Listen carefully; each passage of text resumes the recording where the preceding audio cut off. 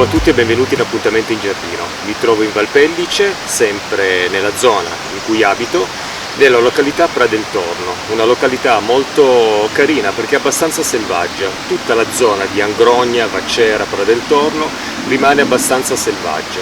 Anche il fiume Angrogna, che scende giù fino al Pellice, è un fiume abbastanza impetuoso, sempre molto carico d'acqua.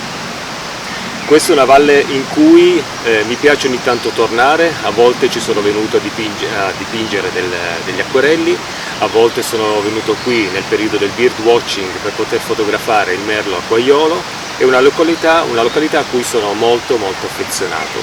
Oggi ho deciso, stamattina, oggi è domenica, ho deciso di uscire un po' di casa, uscire dal mio giardino, visto che è zuppo d'acqua perché continua sempre a piovere, pieno di lumache, per fare una passeggiata qui alla ricerca di orchidee spontanee. Vediamo se riusciamo a trovarne qualcuna. Da questa località si può raggiungere il rifugio SAP e il rifugio Barfè, posti in cui si può poi fare un pranzo o comunque fermarsi per assaggiare qualcosa di buono, come ad esempio un buon formaggio o addirittura dei piatti caratteristici magari del luogo. Come dicevo, sono venuto questa mattina per fare una passeggiata e togliermi dal giardino. Io ricordo sempre, come ho detto in un video precedente, in alcuni video precedenti, che il nostro giardino in realtà è soltanto la continuazione di un giardino che rappresenta un po' tutto il mondo, perché tutto il mondo è un giardino. Quindi il nostro giardino, delimitato dalla recinzione che mettiamo, in realtà è un proseguimento di questo giardino, direi quasi infinito, perché è impossibile da esplorare tutto, che rappresenta proprio il giardino del mondo. Quindi quando noi siamo nel nostro giardino in realtà siamo già nel mondo, basta solo superare il confine che abbiamo messo per trovarci in nuovi luoghi alla scoperta di nuove piante, nuove fioriture ad esempio. È quello che voglio fare oggi. In realtà volevo fare semplicemente solo una passeggiata, ma ho detto andiamo a cercare delle orchidee spontanee. Qualcuna qui in passato l'avevo già trovata, vediamo se riusciamo a ritrovarla in fiore. Ho già visto qualcosina di interessante giù, venendo in su pian piano a piedi.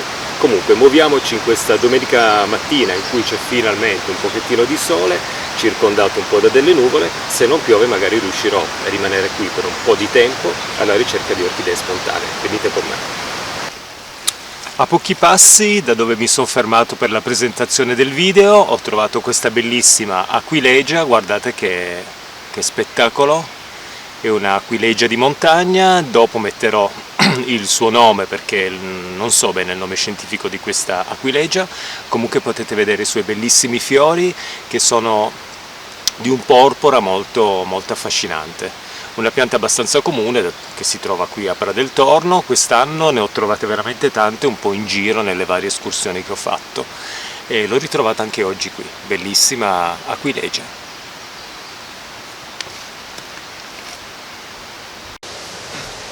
Questa è una Dactylorhiza maculata. Potete vedere i suoi bellissimi fiori rosa, guardate che spettacolo. Purtroppo non posso avvicinarmi molto con la telecamera perché essendo che io come obiettivo ho un grandangolo, perché l'altro mi si è rotto e non posso fare delle riprese molto ravvicinate. Piuttosto posso provare poi a fotografare e ingrandire inserendo poi magari la fotografia. Metto anche qui sotto poi il nome scientifico di questa pianta, comunque una Dactylorhiza maculata. Qui a Pra del Torno ce ne sono molte, un po' distribuite a macchia di leopardo, però durante le escursioni è possibile trovarle ed è sempre un bellissimo spettacolo. Guardate che meravigliosa orchidea, ancora un po' di fiori che si devono aprire, quindi diciamo che questa fioritura andrà avanti ancora per qualche settimana, 1 o 2 settimane, poi pian piano la pianta entrerà poi nel periodo della fine della fioritura con lo sviluppo dei semi per potersi diffondere poi in natura.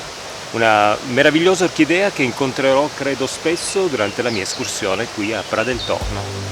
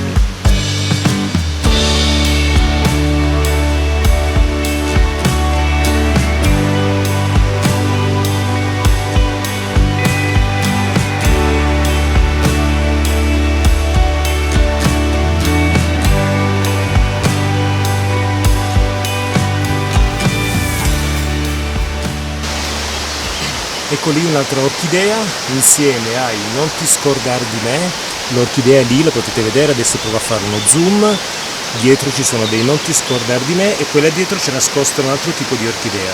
Quella nascosta là dietro mi sembra una Dactylorhiza maculata, come abbiamo visto prima, mentre questa potrebbe essere di una specie diversa. Purtroppo non posso andare perché questa è una sorta di piccola palude, qui non so quanto sprofonda il terreno e soprattutto quanto è profondo poi quanto è profonda l'acqua nel caso dovessi entrare in questa palude. Comunque lo scorcio è molto bello, ci sono dei bellissimi fiori gialli, bianchi, non ti scordare di me come ho detto, li potete vedere anche qua in primo piano che sono azzurri, ci sono delle piante acquatiche, insomma uno scorcio bellissimo con la presenza appunto di una bellissima orchidea.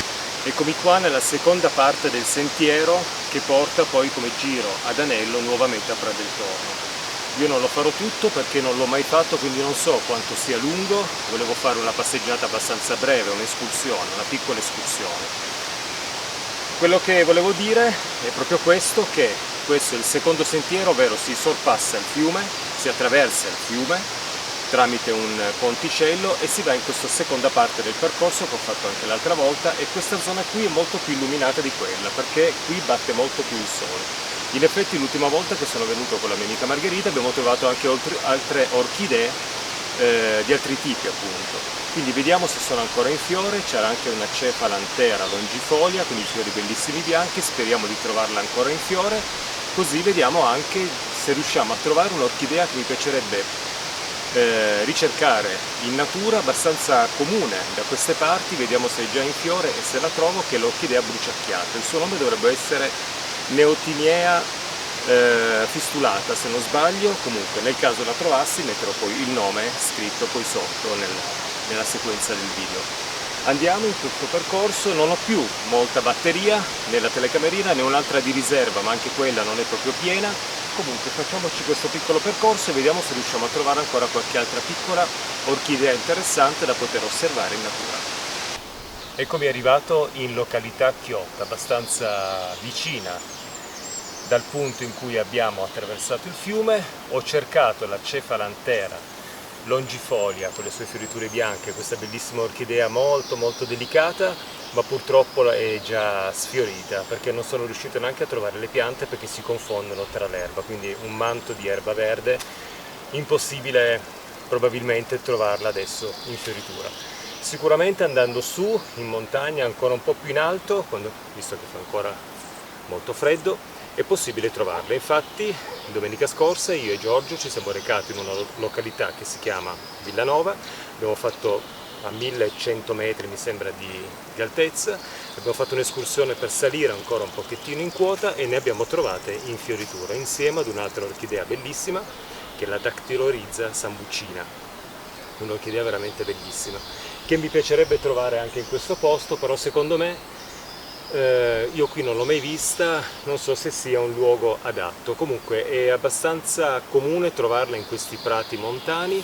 Qua giù c'è, io sono adesso in località Chiocca, qua giù c'è un pino bellissimo con un bellissimo prato, farò una passeggiata lì per vedere se la trovo.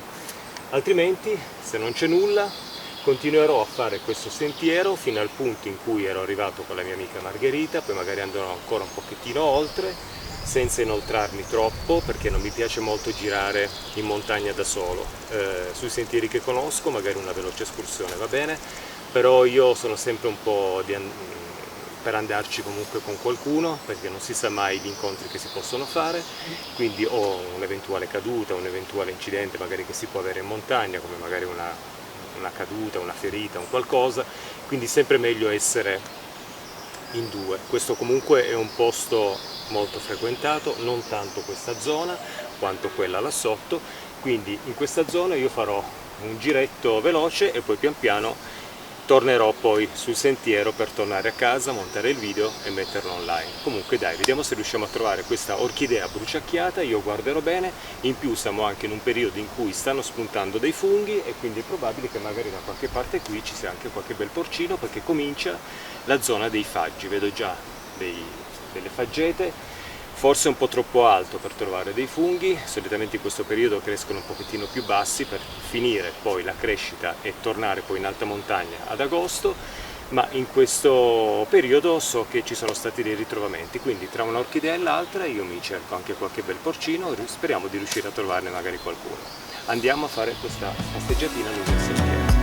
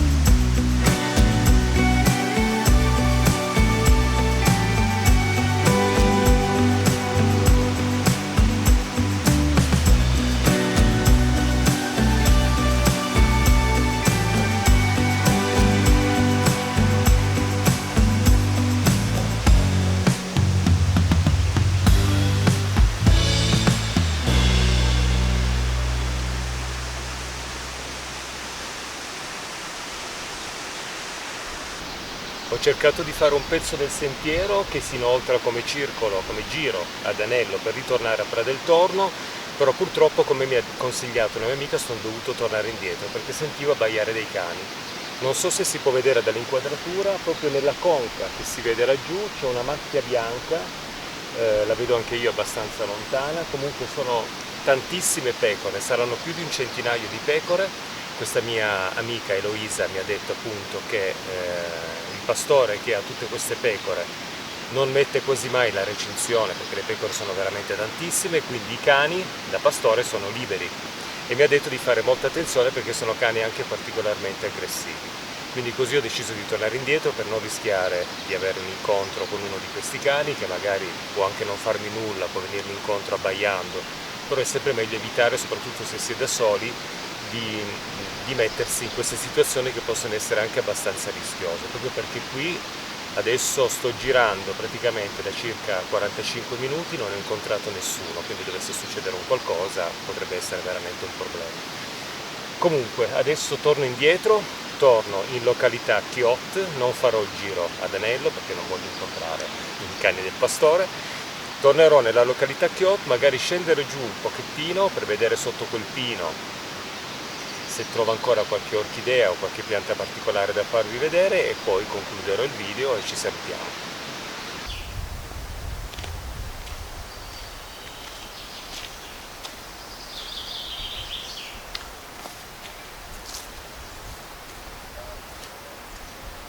Adoro le superfici muschiose, mi piace tantissimo trovare queste rocce completamente ricoperte di muschio perché sono di una morbidezza incredibile. Tra l'altro questo è un luogo, visto che ci sono anche dei faggi qua dietro, questi non sono faggi ma dietro ce ne sono parecchi, questo è anche un luogo in cui è possibile magari poter trovare anche qualche porcino, non tanto abbarricato nel muschio perché sotto c'è la roccia, ma sulla superficie dove c'è più terra e dove le radici dei faggi ad esempio riescono ad arrivare, è possibile trovare magari qualche bel funghetto, soprattutto nel periodo autunnale.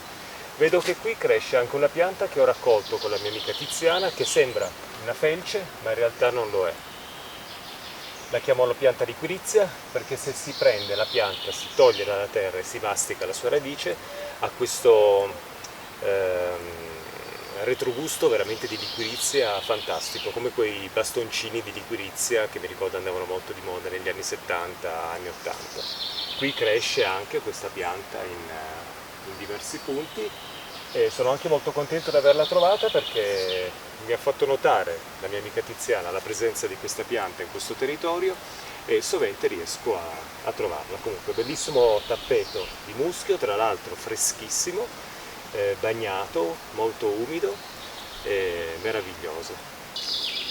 Eccomi qui davanti ad una pianta che presto andrà sul canale Appuntamento in Giardino. Questo è un timo serpillo, chiamato anche il serpul, da cui si ricava un digestivo che è qualcosa di eccezionale, veramente fantastico. È un timo, quindi l'odore dei suoi fiori, delle sue foglie, è proprio quello di timo, perché è un timo selvatico, è un timo utilizzato per preparare questo digestivo serpul, che è qualcosa che io adoro in assoluto.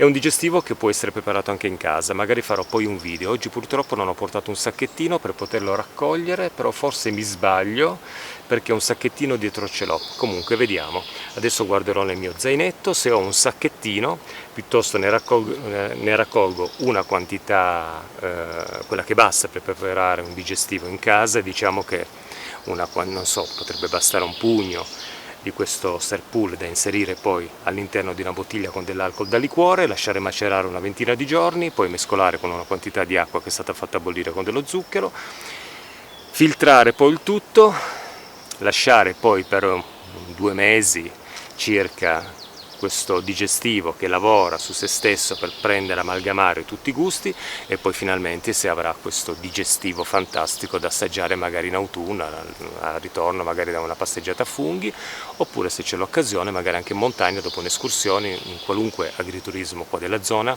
offre il Serpul come digestivo per ripagare di tutte le fatiche fatte magari durante le escursioni, perché è veramente eccezionale, è buonissimo. In più questa pianta ha anche il valore che è una pianta medicinale, nel senso che raccolta e fatto seccare non è una pianta protetta, ma non ne raccogliamo tutto il cespuglio, e fatto seccare si può utilizzare poi durante l'inverno in tisana, oppure si può utilizzare per fare delle, non so come si dicono, come si dice, questi vapori per poter liberare un po' il naso quando ci sentiamo un po' influenzati.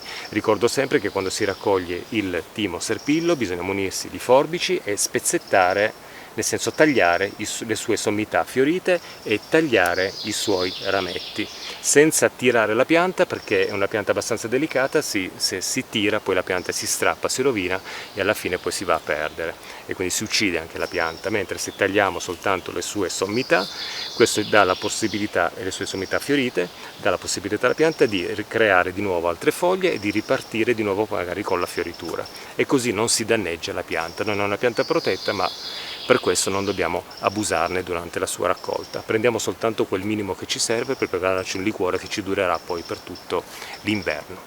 Siamo arrivati alla fine di questa passeggiata a Pra del Torno, che è stata molto bella, molto rilassante, in solitudine, anche alcuni momenti di riflessione su quella che è un po' il percorso della propria vita. Queste passeggiate, soprattutto quando sono fatte in solitudine, ci danno l'opportunità di poterci staccare un po' dagli altri, da poterci staccare da quella che è questa tecnologia che ci porta sempre ad essere distratti da noi stessi, e quindi ci dà l'opportunità di ritornare un pochettino sul nostro cammino, che può essere fatto in montagna, può essere fatto al mare, può essere fatto ovunque, anche in una città, in solitudine, tranquillamente, fare un'escursione alla ricerca magari di un qualcosa che ci piace, in questo caso le orchidee spontanee. Io tra l'altro ne ho trovata ancora una qua piccolina, sempre una Dactylorhiza, una bellissima orchidea, e niente, adesso torno a casa, mi riposo un po', un bel pranzetto, e ci vediamo ad un prossimo appuntamento in giardino. Ne ho approfittato in questo video anche per cominciare un altro video, che è quello della raccolta del Serpul, per preparare quel digestivo, ma ne parleremo poi più avanti in un altro video di appuntamento in giardino. Ciao a tutti, grazie e a presto, ciao ciao!